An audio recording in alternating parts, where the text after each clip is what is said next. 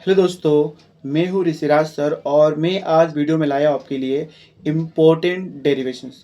और इस पूरे सीरीज में मैं बात करने वाला हूँ आपके साथ टोटल 50 डेरिवेशंस जो आपके बोर्ड के एग्ज़ाम के लिए बहुत ही इम्पोर्टेंट होने वाला है। तो इस वीडियो को भी देखना है और कमिंग वीडियोस को भी आपको देखना है, जिससे क्या होगा, आप अपना मात्र 10 मिनट देके एक डेरिवेशंस को प्रॉपर तरीके से सीख सकते हो। ठीक है। और ये जितने डेरिवेशंस होंगे वो बोर्ड एग्जाम के लिए मोस्ट इंपॉर्टेंट डेरिवेशंस होंगे।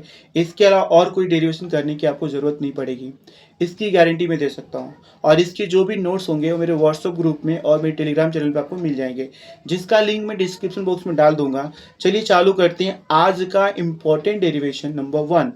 ठीक है। डेरिवेशन में क्या पूछा गया आपको, फर्स्ट क्वेश्चन आपका यहाँ पे दिया है, derive an expression for maximum speed of a vehicle moving along a horizontal circular track.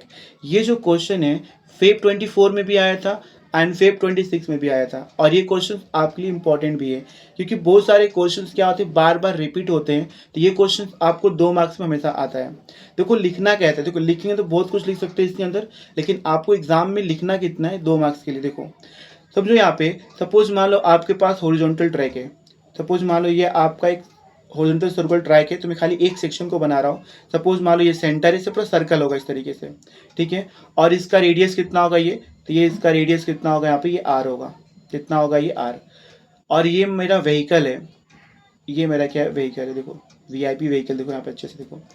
अब ये जो व्हीकल है, इस व्हीकल का जो वेट होगा वो कैसे लगेगा, नीचे लगेगा mg। सपोज मान लो मेरे हाथ में मेरे मोबाइल है, देखो यहाँ पे ये मेरा मोबाइल है। अब इसको मैं अपने हाथ पे से रख रहा हूँ, तो जितना वेट मेरा मोबाइल का होगा उतना अमाउंट ऑफ फोर्स नीचे लगेगा। अब मैं इसको सेम पोजीशन पे होल्ड करके रखने के लिए मैं अपवर्ड फोर्स लगाता हूँ। तो मेरा हाथ जो मोबाइल पे फोर्स लगा रहा है वो फोर्स कौन सा होगा, नॉर्मल रिएक्शन। जो कौन लगा रहा है, मेरा फिंगर, मेरे हाथ लगा रहे हैं। अगर इसको बैलेंस नहीं करूंगा तो ये नीचे से आ जाएगा। तो इसको सेम पोजीशन पे होल्ड करके रखने के लिए जो मेरा हैंड फोर्स लगा रहा है उसे हम क्या बोलेंगे, नॉर्मल रिएक्शन। जो हमेशा कैसा होता है, परपेंडिकुलर टू सरफेस। कैसा होता है, perpendicular to surface. I hope इतना क्लियर है। तो उसी तरीके से ये जो व्हीकल है, इसका जो वेट mg है वो कहाँ लगेगा, वर्टिकली डाउनवर्ड, राइट। और इस सरफेस मतलब ये जो आपका रोड है, इसने फोर्स कहाँ पे लगाएगा, वर्टिकली अपवर्ड लगाएगा। और जो सरफेस का फोर्स होगा वो कौन सा होगा, normal reaction, which is always apply perpendicular to surface. अगर आपका सरफेस हॉरिजॉन्टल है तो ये इस तरीके से लगेगा। अगर आपका सरफेस वर्टिकल है, सपोज मान सरफेस वर्टिकल है, तो ये फोर्स आपका ऐसे लगेगा, परपेंडिकुलर टू सरफेस लगेगा। ठीक है। अब देखो ये आपका व्हीकल था। अब देखो, अब ये जो व्हीकल है बाहर की तरफ स्लिप ना हो, बाहर साइड मूव ना करे। आपको भी पता है कि अगर स्पीड मैक्सिमम होगा, ज़्यादा होगा, तो जो आप टर्निंग लेते हो तो आप रेडियस ज़्यादा लेते हो। तो इससे क्या होगा, व्हीकल आउटसाइड क्या करता है, स्लिप करता है। उस चीज़ को अवॉइड करने के लिए हम क्या लगाएंगे, फ्रिक्शन फोर्स। वो कैसे लगेगा, बिटवीन रोड एंड टायर। वो कैसा होगा, टुवर्ड्स द सेंटर होगा। और ये जो फ्रिक्शन फोर्स होगा वो एक्ट करेगा एज अ सेंट्रीपिटल फोर्स। कैसे एक्ट होगा, एज अ सेंट्रीपिटल फोर्स। और ये किसको बैलेंस करेगा, उसके आउटसाइड फोर्स, मतलब क्या होगा, सेंट्रीफ्यूगल फोर्स। आप बोल सकते हो ये force of static friction act as a centripetal force and balances the centrifugal force. किसको बैलेंस करेगा, सेंट्रीफ्यूगल फोर्स को बैलेंस करेगा। ठीक है। तो ये आपका क्या होगा, प्रॉपर डायग्राम हो जाएगा इस तरीके से, प्रॉपर स्केल से प्रॉपरली ड्रॉ कर लेना इसको। अब यहाँ पे क्या करो, देखो अब यहाँ पे लिखोगे कंसीडर। तो सबसे पहले आपने किसको क्या है, क्या मेंशन कर दो। सपोज मान लो मैं यहाँ पे m लिख रहा हूँ, तो ये m क्या होगा आपका, तो ये m होगा आपका मास ऑफ व्हीकल, राइट। और यहाँ पे g क्या होगा दोस्तों, तो g आपका होगा एक्सेलरेशन।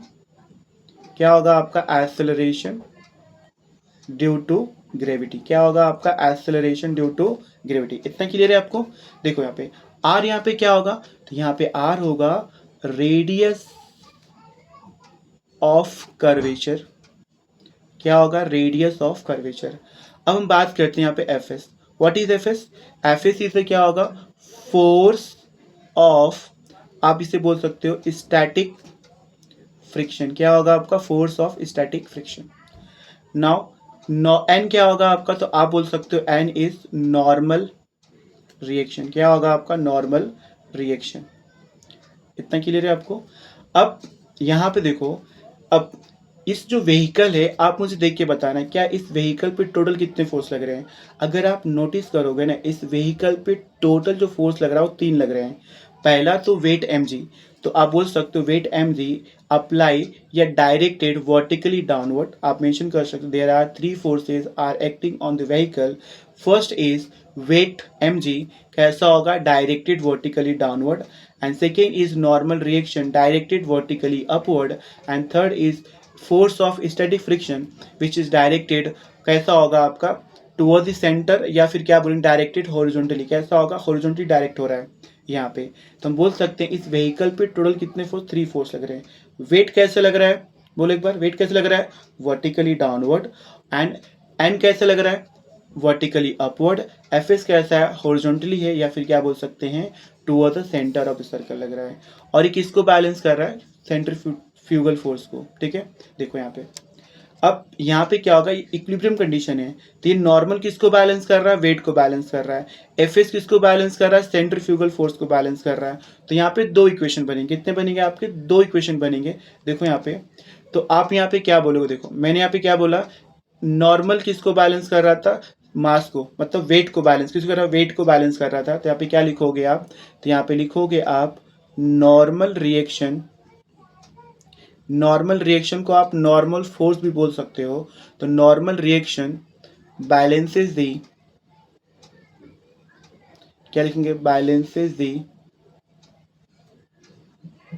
क्या होगा आपका वेट mg, क्या होगा आपका mg, दैट मीन्स यहाँ पे n इज इक्वल टू क्या होगा आपका mg, बराबर है। And this is my equation number 1। Now अब ये जो Fs था, Fs itself act as a centripetal force and balances the centrifugal force। तो हम यहाँ पे बोल सकते हैं Fs balances the किसको बैलेंस करेगा, सेंट्रीफ्यूगल फोर्स, ठीक है, जो कैसा होगा, आउटवर्ड होगा। तो यहाँ पे आप क्या बोल सकते हो, आप यहाँ पे बोल सकते हो Fs इज इक्वल टू क्या होगा, सेंट्रीफ्यूगल फोर्स का फॉर्मूला क्या होता है, mv स्क्वायर अपॉन आर, क्या होता है, mv स्क्वायर अपॉन आर होता है। तो यहाँ पे रख दो mv square upon R, and that is your equation number 2। Now हम क्या करेंगे, इक्वेशन नंबर 1 को डिवाइड करेंगे किससे, इक्वेशन नंबर 2 से डिवाइड करते हैं। तो इक्वेशन नंबर 1 का 2 से, देखो एक काम करते हैं 2 को 1 से करते हैं, क्योंकि ऊपर रहेगा तो क्रॉस मल्टीप्लाई नहीं करना पड़ेगा आपको। इक्वेशन नंबर 2, ठीक है, डिवाइड बाई क्या होगा, equation number 1। Is it clear. Now F S is upon क्या होगा, एन होगा, इज इक्वल टू क्या होगा, एम वी स्क्वायर अपॉन क्या होगा, आर। यहाँ पे कितना दिया, एम जी से क्या करेंगे, डिवाइड कर देंगे, तो जी एम जी आ जाएगा। अब ये जो m है और ये m को कैंसिल कर देगा, हम यहाँ पे खाली क्या करेंगे, एफ एस को चेंज करेंगे। F S is equal to what, F S is equal to होता है म्यू एस एन। ये आपने कहाँ पढ़ा होगा, ये आपने पढ़ा होगा, ठीक है, चैप्टर नंबर 6, ठीक है, mechanical properties of solid, class 11 में पढ़ा होगा, और वहाँ पढ़ा होगा लॉ ऑफ स्टैटिक फ्रिक्शन, और बताया गया था कि force of static friction is directly proportional to normal reaction. इसके लिए यहाँ पे म्यू एस क्या होता है, कांस्टेंट होता है, जिसको हम बोलते हैं कोफिशिएंट ऑफ स्टैटिक फ्रिक्शन। यहाँ पे म्यू एस क्या होता है, कोफिशिएंट ऑफ स्टैटिक फ्रिक्शन। तो इसको यहाँ पे चेंज करेंगे, तो चेंज करोगे तो आपको यहाँ पे मिलेगा म्यू एस एन अपॉन क्या होगा, एन इज इक्वल टू क्या होगा, वी स्क्वायर अपॉन क्या होगा, आर जी। ठीक है, अब ये एन से एन कैंसिल हो जाएगा, हमें यहाँ पे क्या चाहिए, वी स्क्वायर चाहिए, तो वी स्क्वायर कितना होगा, आर जी क्रॉस मल्टीप्लाई कर दो, कितना होगा आपका म्यू एस आर जी, कितना होगा आपका म्यू एस आर जी। ठीक है, अब यहाँ पे क्या करोगे, देखो ये वी स्क्वायर इधर दे दो, जब वी स्क्वायर इधर दोगे तो आपको यहाँ पे क्या मिलेगा, वी इज इक्वल टू मिलेगा अंडर रूट कितना होगा, म्यू एस आर जी, और ये क्या होगा हमारा रिक्वायर्ड आंसर, क्या होगा हमारा रिक्वायर्ड आंसर। ठीक है दोस्तों, यहाँ पे आपको याद रखना है म्यू एस क्या होगा, कोफिशिएंट ऑफ विस्कोसिटी। आप यहाँ पे मेंशन भी कर सकते हो कि म्यू एस क्या होगा, तो म्यू एस यहाँ पे क्या होगा आपका कोफिशिएंट ऑफ यहाँ पे क्या होगा, स्टैटिक फ्रिक्शन, क्या होगा आपका स्टैटिक फ्रिक्शन, इसे हम क्या बोलेंगे, कोफिशिएंट ऑफ स्टैटिक फ्रिक्शन। ठीक है, विस्कोसिटी नहीं बोलेंगे, क्या बोलेंगे, coefficient of static friction. Is it clear आपको। तो यह आपका एक इम्पॉर्टेंट डेरिवेशन था, इसको इस तरीके से आपको करना था। Thank you for watching my video.